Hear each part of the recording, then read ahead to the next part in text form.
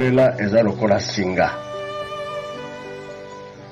po akende azotala nanu bino te osala bongo osala te kaka banzembo na koyemba nzela ezala tout droit parce que alongi na ye toyokani po soki nga natali muke abengi nga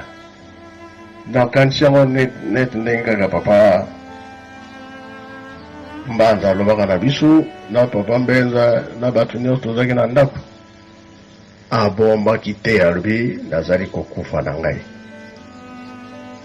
mbuta mpe makambo asali nanga soki abengi kaka tosololi alobi nalingi nakufa na ngai plus de 3 fois oyo esalami ngai naza kopekisaki kokufa te toza na mosala mingi batikili biso eza ya biso nyonso yabi te nazali kokufa na ngai elakisi ke ayebaki amonaki nzela na ye